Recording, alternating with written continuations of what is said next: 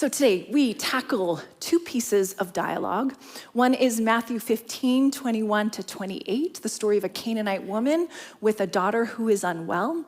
And the second is Matthew 16, 13 to 20. It's a revelatory conversation between Jesus and Peter. And we're going to talk about conflict and curiosity, untidy conversations, a bigger vision of you, and trust. But before we get to these dialogues in Scripture, let me ask you some questions. For your reflection, what is the most historical memory you have of conflict? Like, what goes way back for you? It's probably something in your family, maybe a big fight with siblings or parents. Do you laugh about it now, or does it still bum you out?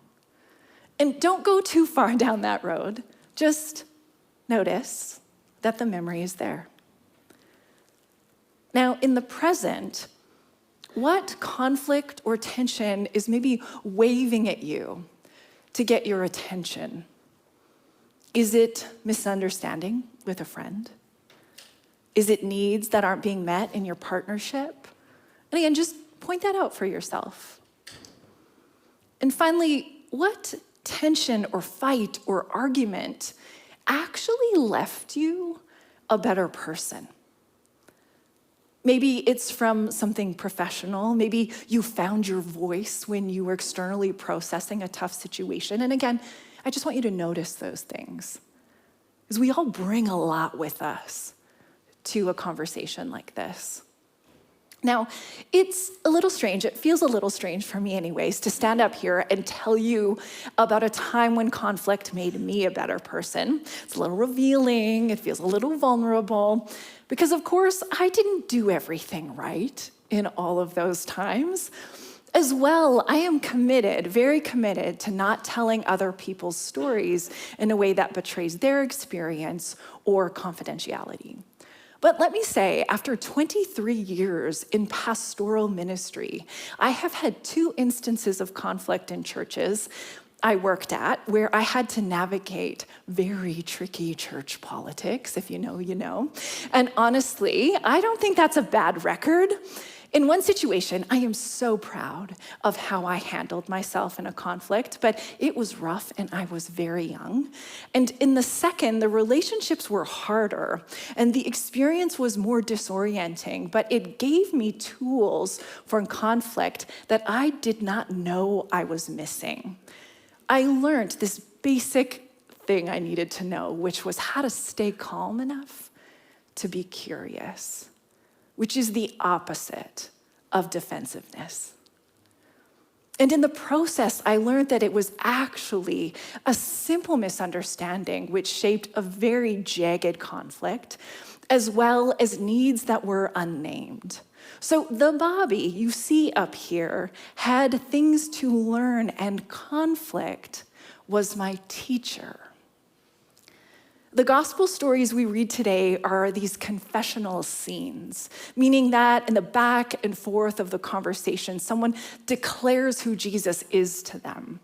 And in these moments, at least for a moment, there's this crystal clear clarity about the divine. Now, the important thing to notice is that around these conversations, there is direct conflict. In chapter 14 of Matthew, John the Baptist is beheaded for speaking truth to power and being used as a political ploy.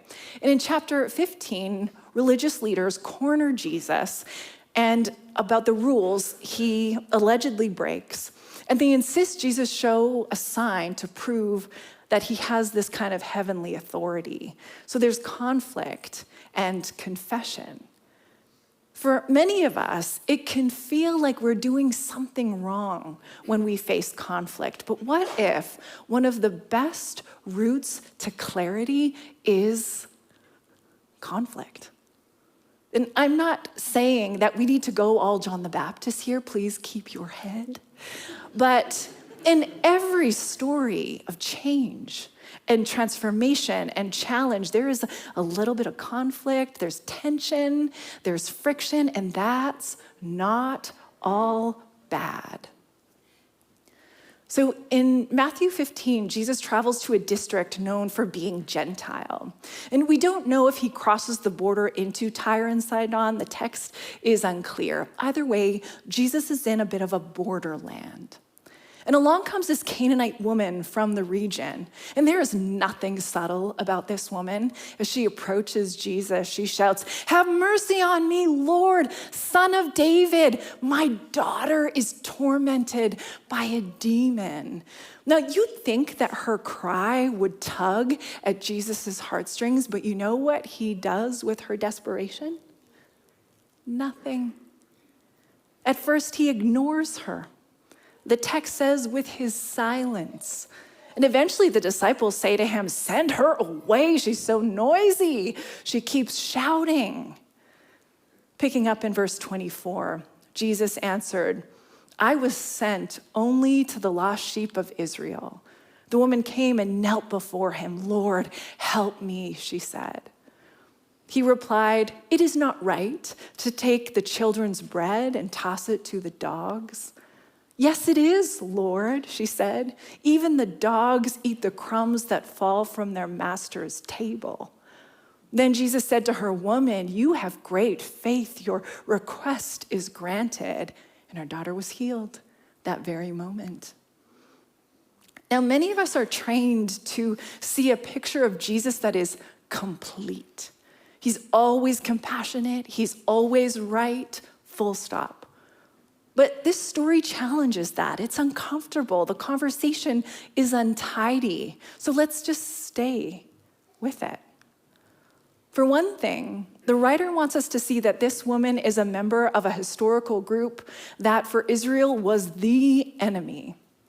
Canaanites were a threat, and they were meant to be defeated. So this woman enters the scene from the wrong side. And even though she accommodates Jesus with the language of Israel, Jesus gives the impression that he wants nothing to do with her, even going as far as to use a term that could be construed as an insult. And to be fair, this derogatory dog reference was used to speak of Gentiles more broadly, but still Jesus seems to smear her with it. This woman, being the first woman to speak in Matthew's gospel, is ready for the fight with this clever retort. "Sure, fine," she says, "I'm only a dog. But even dogs eat the scraps from the floor."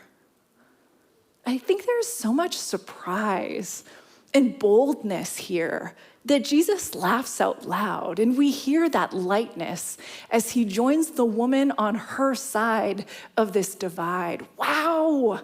I imagine him saying, "Look at you. Your faith is so dazzling. Your daughter who had this tormented inner life, this very minute, she's healed." So you have to wonder, is Jesus changing his mind here? Is he illustrating his openness to the disciples? Is he learning what this Canaanite woman can teach him? Regardless of how we frame the encounter, Jesus is widening the story of God for everyone who will follow. And I wonder if we'd even get to the Great Commission at the close of this gospel if this shady lady hadn't have stood her ground and challenged Jesus to see the world her way. And by the way, you can call me a shady lady anytime. Just look at me with my raucous animal print. Don't call me that. But more to the point, what if Jesus' worldwide compassion wouldn't be fully realized without one Canaanite woman screaming out to him on the street? The gift this woman gives Jesus and all of us is the revelation that a robust moral imagination demands personal change. So if we are too scared or too insecure or too dogmatic to stay in untidy conversations until we have learned a lesson and maybe grown up a little, then I'm afraid that we will miss out on the liberation waiting for all of us in the ever-expanding embrace of God. Now, there is a second conversation to listen in on today. Matthew 16, beginning in verse 13. When Jesus came to the region of Caesarea Philippi, he asked his disciples, "Who do people say the Son of Man is?"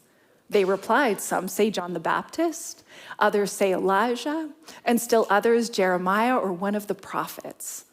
"But what about you?" he asked. "Who do you say I am?" Simon Peter answered, "You are the Messiah, the Son of the living God." And then Jesus does this thing. He just blesses Peter. He's like, "Yes, these are the words I want to hear from you." And they're inspired words. Thank you, Peter. You are a rock. And the location of this little chit-chat is significant. Caesarea Philippi was a place of many identities. The city was rebuilt and renamed by Herod's son, Philip the Tetrarch, to both honor him and his father. The city's name literally means the Caesar city of Philip. Interestingly, this place is not a place Jewish people lived. So again, Jesus steps outside a cultural comfort zone. And all around the region, there are these temples to ancient gods. There's this towering effigy to Caesar, and there was even this cave up on a hill imbued with meaning. It was believed to be the birthplace of Pan, the god of nature. But still, this place does have meaning for pious Jewish people. Josephus, the Jewish historian, wrote that in the cave, in a deep cavern, arose the springs of the Jordan River.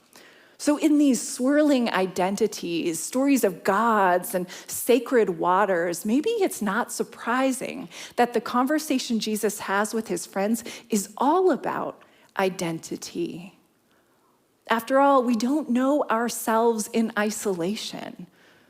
Our identity is shaped and revealed in particular contexts, in comparisons, and in all of our entanglements.